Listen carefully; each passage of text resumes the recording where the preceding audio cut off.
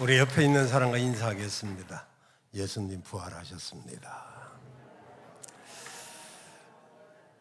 부활하신 예수님이 여러분에게 평안이 있을지어다 하신 것처럼 오늘 말씀 듣는 가운데 예수 생명이 여러분에게 임하기를 바라고, 여러분이 세상이 줄 수 없고 세상이 알 수 없는 평안이 여러분에게 충만하기를 바랍니다. 부활의 생명으로 코로나19 극복하고 승리하기를 바랍니다.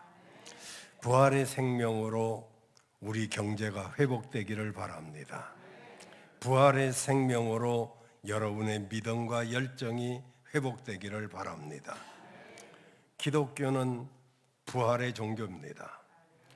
구약의 유월절 단어 어원이 파스카, 부활절의 단어 파스카 같은 어원을 가지고 있습니다.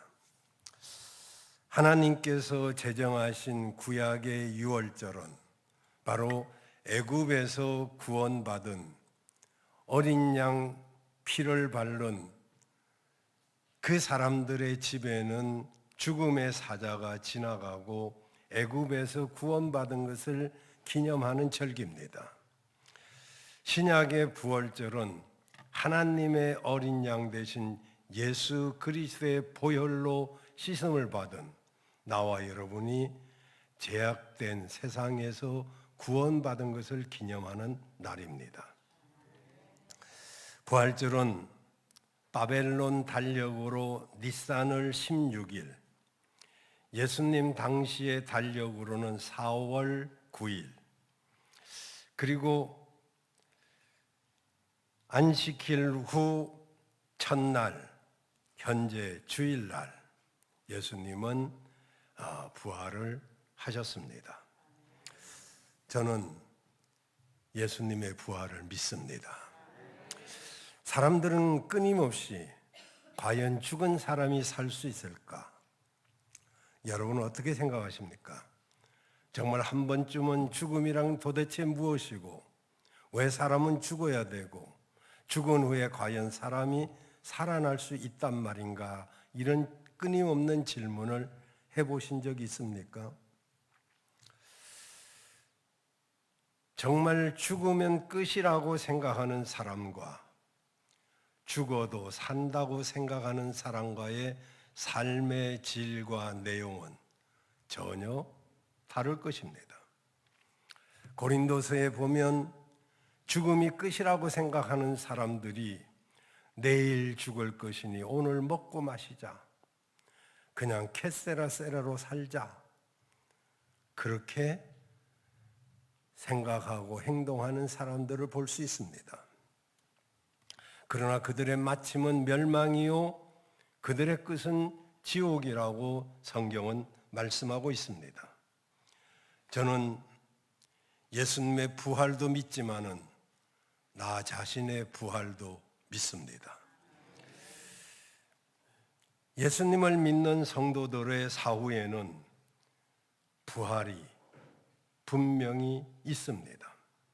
많은 사람들의 증거도 있고, 원수들의 증거도 있고, 제자들의 증거도 있고, 성경의 증거도 있고, 그 증거는 차고 넘칩니다마는 믿는 사람에게만 부활의 능력이 임하게 될 줄로 믿습니다.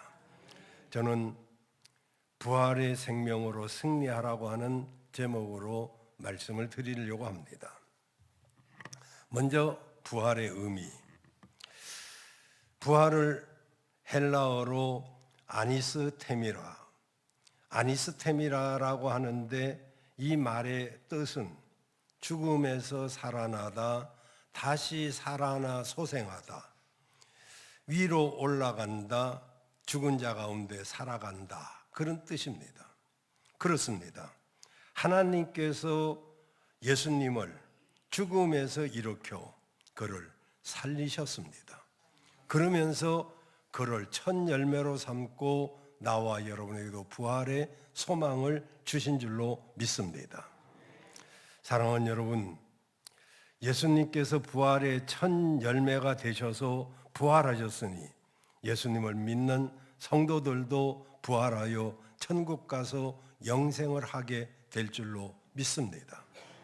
우리 일생이 정말 7, 80년, 아니 조금 더 버티고 살아서 120년 산다 한들 이 인생으로 끝나고 만다면 뭐하러 그렇게 아등바등 사십니까? 뭐 때문에 그렇게 겁을 내고 사십니까? 그냥 되는 대로 살아도 얼마든지 살 수가 있을 터인데, 저는 죽음 후의 세계가 있다는 것을 확실히 믿기 때문에 먹을 것 먹지 않고 입을 것 입지 않고 하고 싶어도 참고 사는 믿음의 삶을 살아가고 있습니다. 이것은 저의 힘도 아니고 하나님이 주시는 부활의 능력이 아니면 불가능한 것이죠. 여러분도 마찬가지일 것입니다. 여러분도 육체가 원하는 대로 살 수 있지만 그렇게 살지 않는 것은 하나님 앞에 가서 설 날이 있기 때문인 것입니다. 기독교 구원은 전인 구원입니다. 영혼만 구원받는 것이 아니라 예수님께서 십자가에서 6시간 동안 매달려 그 고초를 참고 우리의 죄악을 대속하고 죽으셨다가 말씀하신 대로 3일 만에 부활하셔서 그 갈릴리 디베라 바다로 옛날 삶으로 돌아갔던 제자들에게 찾아오셔서 생선을 구워 그들의 조반을 마련하시고 그들을 먹이시고 그리고 또한 자신도 먹던, 다시 말하면 육체도 있었던 그런 변화체의 구원을 저는 믿는 것입니다. 구원은 영혼 구원만이 아니라 육체와 그리고 영혼과 그리고 범사의 구원을 포함하는 것입니다. 이 구원의 축복이 오늘 여러분에게 있기를 주의 이름으로 축원합니다. 두 번째로 예수님의 부활을 확신하시길 바랍니다. 오늘 본문 말씀을 보니까 예수님의 부활을 기록하고 있는데 안식 후 첫날 새벽에 여인들이, 거기는 막달라 마리아, 요한나, 야고보의 어머니 마리아 등등 여인들이 돌아가신 주님께 향품을 준비해 가지고 무덤에 가서 보니까 무덤이 열려 있었고 무덤에 들어가 보니까 거기 세마포는 개어져 있는데 주님이 계시지 않았습니다. 깜짝 놀라서 이게 어떻게 된 일인가라고 두려워하고 있는데 그때 흰옷 입은 두 천사가 이 여인들에게 나타나서 이렇게 말합니다. 어찌하여 산자를 죽은 자 가운데서 찾느냐? 예수님은 산자이십니다. 죽음을 정복하시고 사망을 이기시고 다시 살아나셨습니다. 두 천사가 여인들에게 그가 여기 계시지 않고 살아나셨다고 그리고 분명히 말했습니다.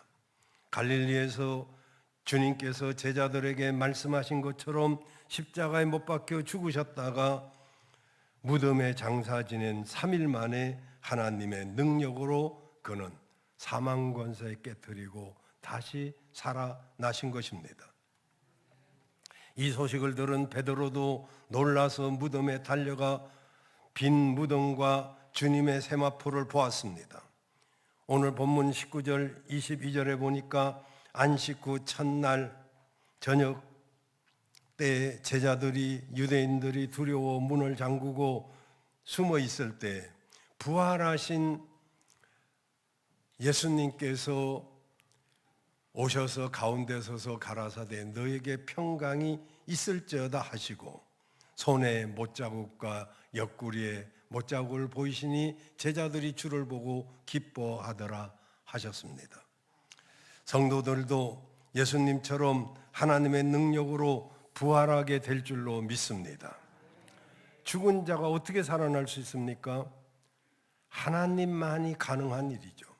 그분은 천지를 창조하신 분이고 우주를 섭리하시는 분이시고 인간의 생사복을 주관하시는 분이십니다. 신령한 몸으로 변화되게 될 줄로 믿습니다. 사실 예수님의 부활은 갑자기 부활하신 것이 아닙니다. 예수님께서 살아계실 때 제자들에게 계속해서 누누이 반복해서 그분은 말씀해 주셨습니다. 부활 사건 자체 갑자기 일어난 게 아니라니까요. 십자가에 죽으시고 3일 만에 부활하실 것을 누누이 강조하셨습니다. 부활 사건 자체는 놀라운 일이지만 사실 전혀 뜻밖의 일은 아니었습니다. 새벽에 말씀드렸습니다마는 아브라함도 부활 신앙으로 이삭을 번제로 드릴 수가 있었습니다. 히브리서 11장 17절에 보면 아브라함은 시험 받을 때에 믿음으로 이삭을 드렸으니 이는 약속을 받은 자로 돼 그 독생자를 드렸느니라 라고 했습니다.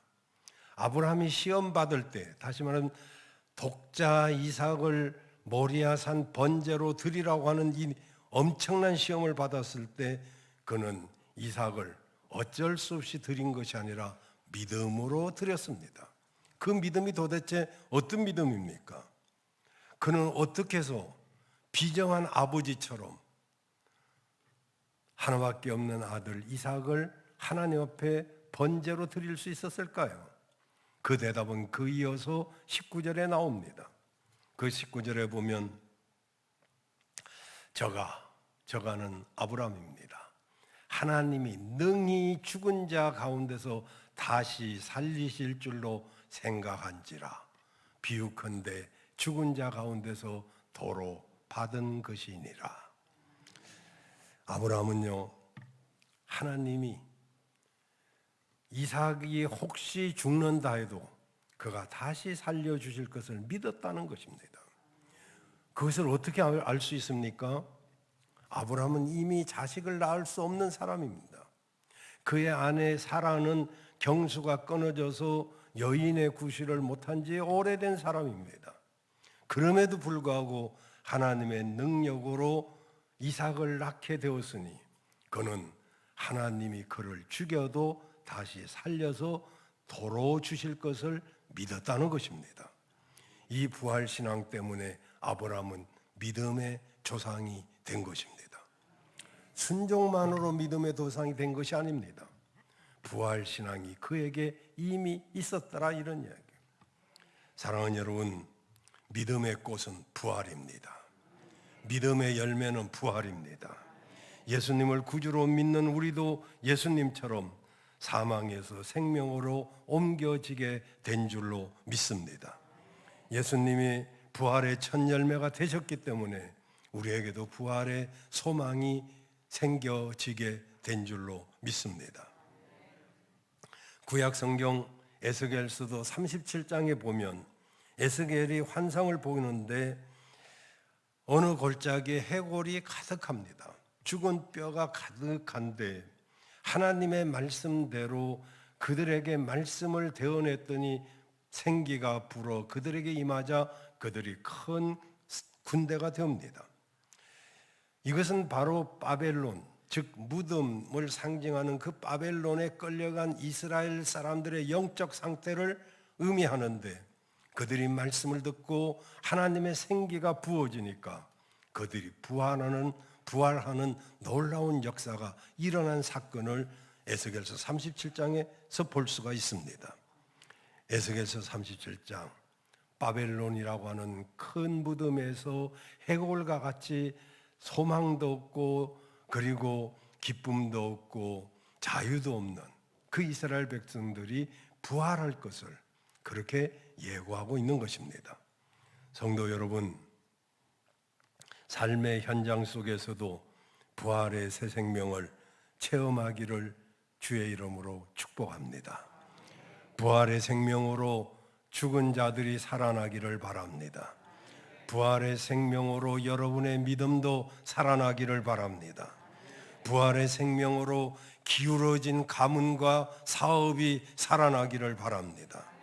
부활의 생명으로 우리나라 국민들과 경제가 살아나기를 바랍니다. 부활의 생명으로 북한 동포들에게 자유와 해방이 주어지기를 주의 이름으로 간절히 구합니다. 기독교의 부활은 인류 그리고 모든 성도들에게 소망을 주는 것입니다. 기독교 복음의 핵심은 하나님의 사랑과 구원, 그리고 예수님의 부활과 영생, 천국에 있는 것입니다. 베드로 사도가 고넬료 집에 가서 예수님의 십자가와 부활을 전했을 때 놀랍게도 그들은 전부 뼈다귀 같은 사람들이었는데 하나님의 말씀을 전하자 성령이 그들에게 임하는 것을 볼 수 있었습니다. 성령 받으면 믿어지는 것이죠. 성령 받으면 살아나게 되는, 우리 모두도 성령 받아야 될 줄로 믿습니다. 부활하신 주님이 하신 말씀 딱 두 가지예요. 너희가 평안하냐 물으시고 성령을 받으라. 성령 받아야 될 줄로 믿습니다. 여러분, 우리는 어쩌면은 바이러스하고 앞으로 계속 공존해서 살아가야 될 것입니다.